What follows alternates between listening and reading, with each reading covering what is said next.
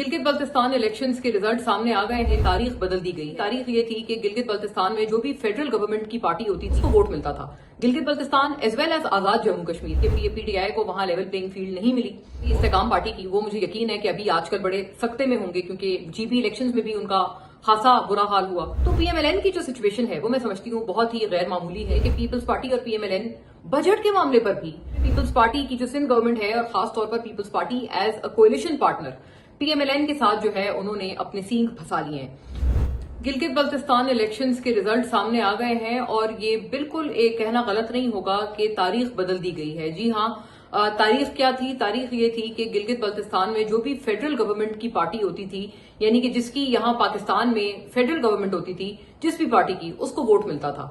Gilgit Baltistan as well as आजाद जम्मू कश्मीर, दोनों जो इलाके हैं वहां पर जो भी फेडरल गवर्नमेंट होती थी उनके वहां के लोग बिल्कुल आंखें बंद करके उसी को वोट देते थे।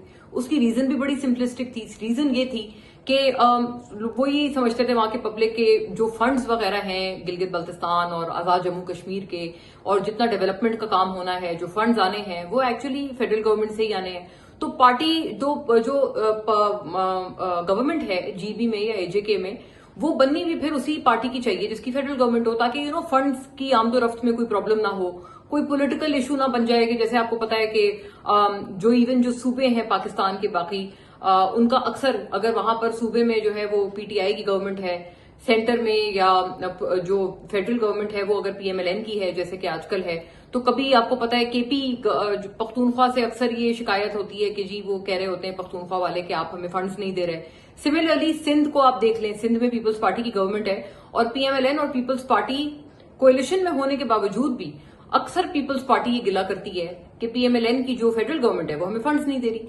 So the reason is very simplistic कि गिलगित बल्तिस्तान और जो आजाद जम्मू कश्मीर वाले हैं वो इस सारी झंझट में नहीं पड़ना चाहते।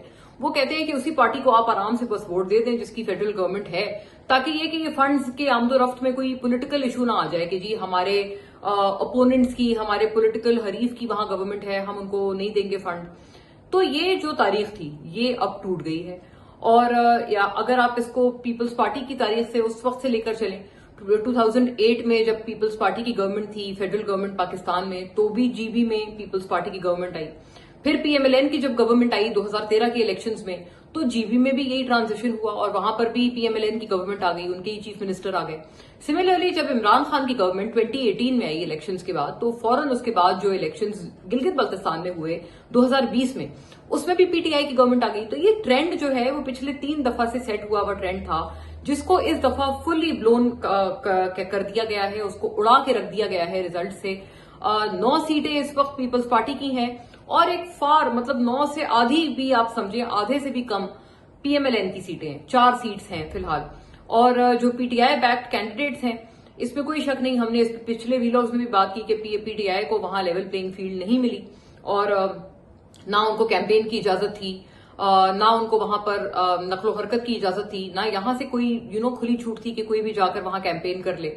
बहुत कम लोग थे पीटीआई के जिनको जाने की वहां इजाजत मिली और कैंपेन करने की इजाजत मिली। लेकिन इसके बाद पीटीआई ने वहां 2 सीट्स ली। पीटीआई की भी परफॉर्मेंस ऑब्वियसली कुछ खास नहीं रही, जो कि पीटीआई वाले कह रहे थे कि नहीं हमें कैंपेन की जरूरत नहीं है और जीबी में जो है वो हर सूरत हम बहुत भारी भरकम सीट्स निकालेंगे। सो अनफॉर्चुनेटली ये जो एक क्लेम था, अनफॉर्चुनेटली फॉर पीटीआई, ये क्लेम उनका जो है वो गलत साबित हुआ। और ऐसी बात नहीं थी कि आपको कैंपेन की जरूरत नहीं थी और आप जो मर्जी कर दें वोट उन्हीं को पड़ा। ये भी क्लेम जो है वो गलत साबित हुआ। और सिमिलरली एक और इंटरेस्टिंग बात करना चाहती हूँ। आपको याद होगा पिछले व्लॉग में एक में मैंने बड़ी तफसील से बात की थी कि किस तरह से इस्तेकाम पाकिस्तान पार्टी के एक बहुत अहम रुकन से मेरी एक मुलाकात हुई थी और उन्होंने मुझे बताया था, एक इत्तेफाकन वो मुलाकात थी कि एक इवेंट ऐसा था जहां पर वो मुझे मिले और उनसे थोड़ा सा मेरा एक जो एक्सचेंज था, गुफ्तगू थी, वो इस हवाले से हुई थी कि जीबी इलेक्शंस में मैंने उनसे पूछा था कि आप क्या करने वाले हैं और आप क्या एक्सपेक्ट करने वाले हैं, खासतौर पर जो आपकी मायूस कुन परफॉर्मेंस थी 2024 के जनरल इलेक्शंस में, उसके बाद आप क्या एक्सपेक्ट करते हैं। तो उन्होंने, आपको पता है मेरे पिछले व्लॉग में, please do go and check it out, मैंने उस पर तफसील से उस पूरी कॉन्वर्सेशन में मैंने लाइट डाली थी कि क्या क्या मेरी उनसे बात हुई थी।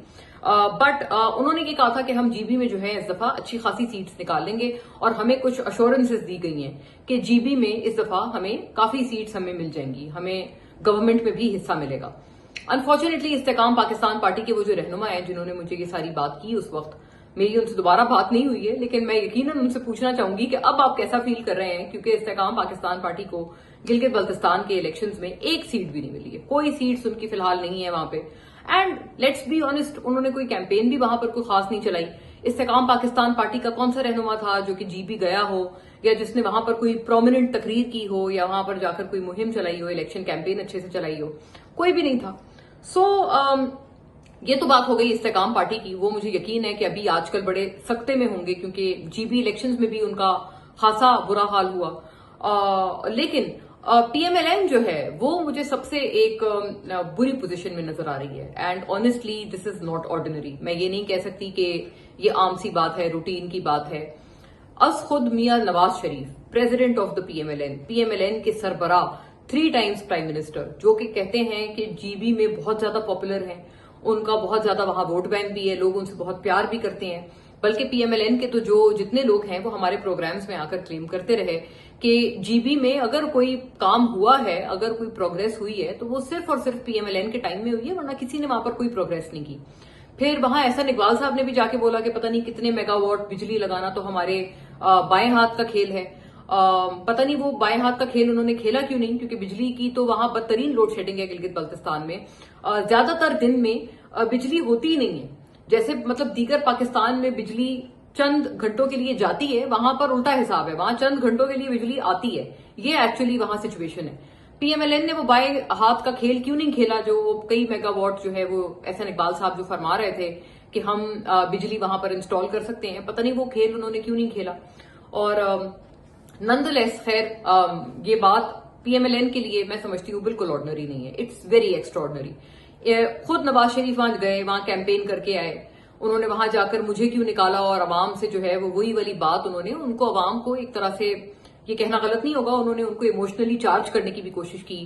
اور ایک جو سمپیتھیٹک ووٹ تھا، کہ سمپتھی ووٹ بھی جو ایک ہوتا ہے، وہ بھی اپنی طرف انہوں نے لینے کی کوشش کی کہ جی میرے ساتھ بڑی زیادتی ہوئی ہے تو اب آپ اس زیادتی کا ازالہ کریں عوام. انہوں نے بلکہ عوام کا خاص ذکر بھی کیا اپنی اس تقریر میں کہ جی مجھے آپ سے بھی گلہ ہے، یہ انہوں نے کہا. تو ایک طرح سے وہ عوام کو بھی یہ مطلب ان کو بھی کہہ رہے تھے کہ ان ادر ورڈز کہ جی آپ میرا گلہ دور کریں اور آپ اس دفعہ ہمیں ووٹ دیں اور بھر بھر کر ووٹ دیں.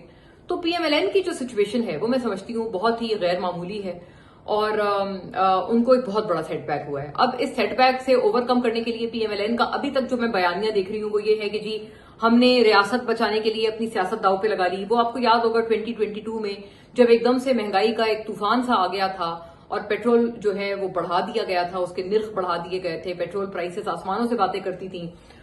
اس وقت پی ایم ایل این یہ بیانیہ لے کے آئی تھی کہ ہم نے ریاست بچانے کے لیے، یعنی پاکستان بچانے کے لیے ہم نے اپنی سیاست قربان کر دی. وہی بیانیہ جو ہے اب اس کا سیکول آ گیا ہے. وہ جیسے وہ کوئی سیریز وغیرہ نہیں ہوتی ہیں، آپ کو پتا ہے نیٹ فلکس پہ اور ادھر ادھر نا، یہ جتنے او ٹی ٹیز ہیں، او ٹی ٹی پلیٹ فارمز پر ہوتا ہے نا، پارٹ 2 آ جاتا ہے، پارٹ 3 آ جاتا ہے. اب اسی طرح سے پی ایم ایل این کا یہ پارٹ 2 آ گیا ہے ان کا، کہ ریاست بچانے کے لیے ہم نے سیاست قربان کی. اور اسی لیے وہ کہتے ہیں کہ ہم نے جی بی میں ہم ہار گئے بیکاز لوگ بڑے ناراض ہیں، ہم نے ریاست کو بچایا اور سیاست قربان کی. انٹرسٹنگ بات یہ ہے کہ اگر آپ اس کو دیکھ کر چلیں تو یہ ویسے آرگیومنٹ پیپلز پارٹی والوں کے اوپر بھی بیٹھ سکتا تھا، کیونکہ آپ کو پتا ہے سندھ میں کوئی حالات کوئی بہت اچھے نہیں ہیں. سندھ میں کوئی اس میں کسی کو شک نہیں ہونا چاہیے. The matter of fact is کہ سندھ میں جو گورننس ہے وہ بدحال ہے، اور خاص طور پر کراچی جو ہے وہ بھی بے حال ہے. میں خود کراچی کی بورن اینڈ بریڈ ہوں، مجھ سے بہتر شاید ہی کوئی جانتا ہوگا کہ کراچی کتنا بے حال ہے. اور بالکل کوئی گورننس کا کوئی حالت ہی نہیں ہے نا. مطلب آپ you don't know where to start from, کہ آپ کہاں سے برائیاں گنوانا شروع کریں کہ کراچی میں کیا حالات ہیں گورننس کے، پیپلز پارٹی کی سندھ گورنمنٹ کے. کبھی وہ کہتے ہیں ہمیں اختیار نہیں دے رہے، کبھی وہ کہتے ہیں ہمارا میئر نہیں ہے، پھر جب میئر آ جاتا ہے تب بھی کچھ نہیں بدلتا. سو یہ ایک ایسا سلسلہ ہے کہ جس کے لیے پیپلز پارٹی انفارچونیٹلی ہر دفعہ ایک نیا ایکسکیوز تو ڈھونڈ لیتی ہے کہ اس وجہ سے حالات خراب ہیں، اس وجہ سے حالات خراب ہیں. اب ان کا فریش ایکسکیوز یہ ہے کہ جی ہمیں جو فیڈرل گورنمنٹ ہے وہاں سے ہمیں فنڈز نہیں ملتے، اس لیے ہم کیا کریں. سو یہ اب ان کا جو ہے وہ فریش ایکسکیوز ہے. But the fact of the matter is کہ پیپلز پارٹی میں نے گورننس کے حوالے سے کچھ بھی نہیں کیا سندھ میں. تو اگر یہی چیز جی بی کے لوگ ان کو اگر اس پہ وہ بہت زیادہ ناراض ہوتے تو وہ پیپلز پارٹی کو کراچی کی یا سندھ کی حالت دیکھتے ہوئے ووٹ نہ دیتے. لیکن ایسا نہیں ہوا، انہوں نے بھر بھر کر پیپلز پارٹی کو ووٹ دیا. اور of course it is all set کہ پیپلز پارٹی ہی جی بی میں اب جو ہے in days to come government بھی بنانے کی پوزیشن میں ہے اور بنا لیں گے. آزاد ان کے ساتھ کوئی ارکان ملتے ہیں نہیں ملتے. وہ آپ کو پتا ہے ضرورت ان کو ہوگی 13 سیٹس چاہیے تو کچھ آزاد ان کے ساتھ مل جائیں گے, کچھ نہ کچھ طرح کی کولیشن فارم ہوگی اور وہ گورنمنٹ بنانے کی پوزیشن میں ہیں اور وہ بآسانی گورنمنٹ بنا لیں گے کیونکہ میجورٹی ان کی کلیئر کٹ نظر آ رہی ہے. اینی وے اب ایک اور انٹرسٹنگ بات یہ آ گئی ہے کہ پیپلز پارٹی اور P M L N budget کے معاملے پر بھی ایک پہلی دفعہ یہ ایک بڑی امبیرسنگ سی سچویشن ہے. میں نے ایسی چیز پہلے نہیں دیکھی, جس تاریخ پہ بجٹ ہوتا ہے کہ اناؤنس ہو رہا ہے اسی تاریخ کو ہو جاتا ہے. اب سننے میں یہ آ رہا ہے کہ 10 جون جو کہ پہلے بجٹ اناؤنس ہونا تھا 6 یا 7 جون کو, وہ پہلے آگے کیا گیا 10 جون کو.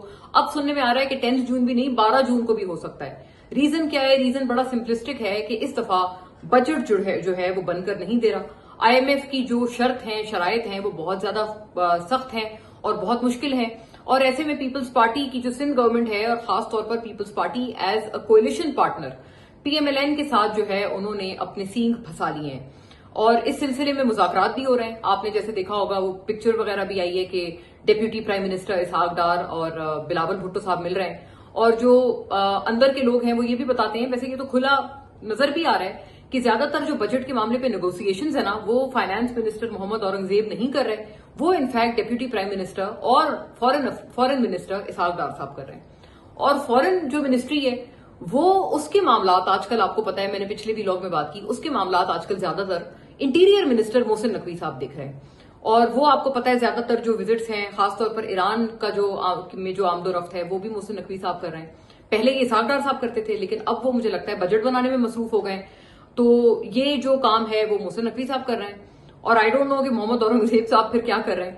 سو ایک بڑی انٹرسٹنگ سی جو ہے وہ سچویشن بنی ہوئی ہے جو نظر آ رہی ہے کہ اس وقت کیا چل رہا ہے. لیکن اس کے باوجود ہو کیا رہا ہے, معاملہ جوں کا توں ہے ماشاءاللہ سے. جو بجٹ ہے وہ پھنس گیا ہے, پیپلز پارٹی اور پی ایم ایل این کے درمیان ابھی تک کنسنسس نہیں ہوا ہے, اور بتایا جاتا ہے کہ پیپلز پارٹی والوں کو پی ایم ایل این کہہ رہے ہیں کہ آپ بے نظیر انکم سپورٹ پروگرام کا بھی بوجھ اٹھائیں, وفاق کے پاس پیسے نہیں ہیں.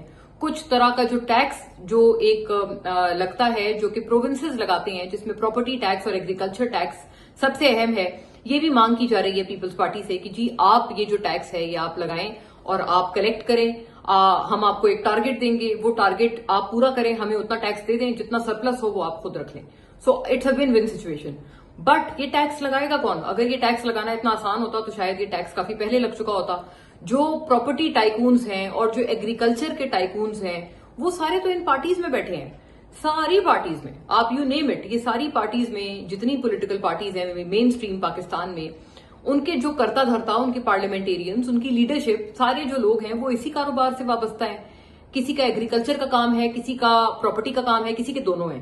سو اب پرابلم یہ ہو گئی ہے کہ ان سارے سیکٹرز کو اگر ٹیکس لگتا ہے, so the meaning is it implies کہ یہ ایکچوئل ٹیکس ان پارٹیز کے اپنی لیڈرشپ کے اوپر لگ رہا ہے, ان کے اپنے بڑے بڑے رہنماؤں پر لگ رہا ہے. تو یہ لوگ افورڈ نہیں کر سکتے, اور اسی لیے یہ معاملہ جوں کا توں پھنسا ہوا ہے کہ نہ ایگریکلچر ٹیکس کے اوپر کوئی جا رہا ہے, نہ پراپرٹی ٹیکس کے اوپر کوئی جا رہا ہے. ہاں لیکن جو بیچارے ایگزسٹنگ ٹیکس پیئرز پھنسے ہوئے ہیں کیونکہ جنہوں نے پیٹرول ہر صورت خریدنا ہی خریدنا ہے, ان ایگزسٹنگ ٹیکس پیئرز کو, یا جو سیلریڈ کلاس ہے جن کی سیلری ہر مہینے آنی ہی آنی ہے اور اس کے اوپر آپ ایٹ سورس آپ ٹیکس کاٹ سکتے ہیں, these are the easy targets.